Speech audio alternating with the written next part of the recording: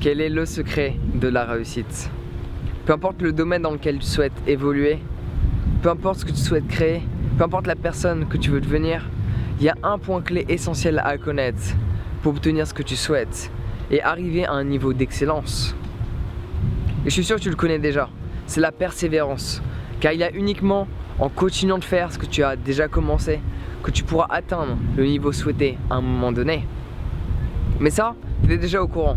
Le problème qu'il y a, c'est entre ce que l'on sait et ce que l'on fait. Il y a souvent un gros gap entre les deux. Donc la question qu'on doit se poser n'est pas c'est quoi la clé de la réussite? Comment réussir? Non, la question essentielle à se poser, c'est pourquoi est-ce qu'on arrête de persévérer? Et à un moment donné, on a une baisse de tension.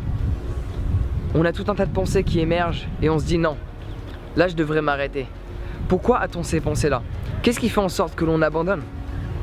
Telle est la vraie question. Tel est le secret qui va nous aider à trouver le chemin de la réussite. Car tu vois, pour beaucoup d'entre nous, quand on est face à une difficulté, on a tendance à arrêter. Car notre définition de l'échec est négative. On pense que échouer, il faut pas échouer. On pense que c'est pas bien. Ma manière de voir les choses, c'est que chaque échec est un pas de plus vers la réussite. Dis-toi ça. Si tu n'échoues pas, c'est parce que tu ne donnes pas assez de toi-même. Car quand on échoue, généralement, pour la plupart du temps, c'est qu'on sort de notre zone de confort. On va tenter et expérimenter quelque chose de nouveau, quelque chose que l'on ne connaît pas. Et pour la plupart du temps, on échoue parce que l'on ne savait pas comment faire. Mais à travers cet échec, on a l'opportunité d'apprendre une leçon qui va nous aider pour passer au niveau supérieur. Mais pour certains d'entre nous, rien que la vision de tous les obstacles que l'on va devoir affronter pour pouvoir atteindre le niveau souhaité, on abandonne automatiquement. Car encore une fois, on a peur d'échouer. Change ta définition de ce qu'est un échec et ça va t'aider à constamment relever tes fesses et à avancer pour aller de l'avant. Visualise un peu la vie comme un jeu vidéo.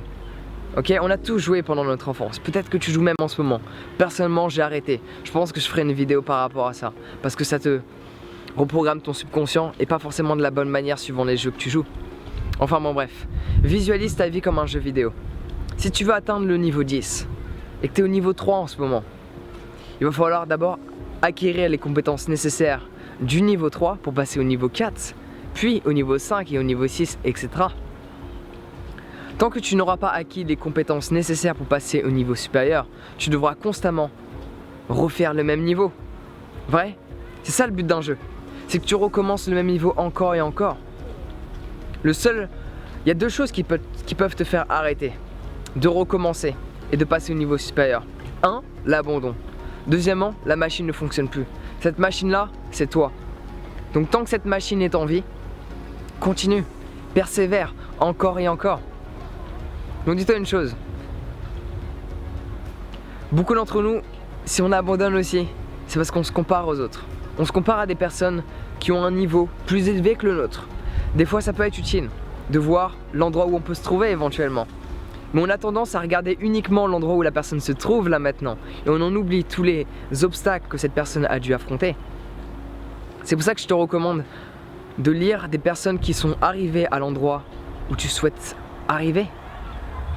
Car ces personnes, à travers leurs livres, à travers leurs conférences, à travers leurs vidéos, elles vont te permettre de ne pas refaire les mêmes erreurs qu'elles ont commises.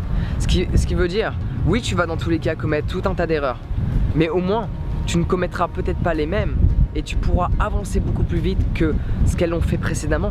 Car elles étaient complètement perdues, elles, quand elles ont commencé. Maintenant, elles t'apprennent de toutes leurs erreurs.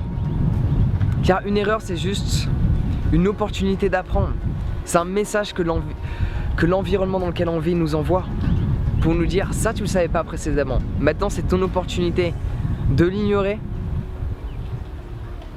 ou c'est ton choix de l'ignorer ou tu as l'opportunité d'apprendre qu'est-ce que c'est et de t'en servir pour passer au niveau supérieur.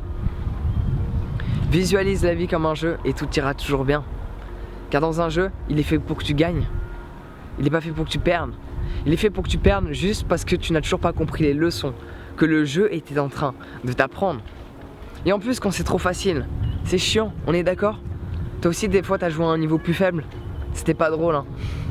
Au début c'était cool parce qu'on gagnait, mais ça faisait que fortifier notre ego.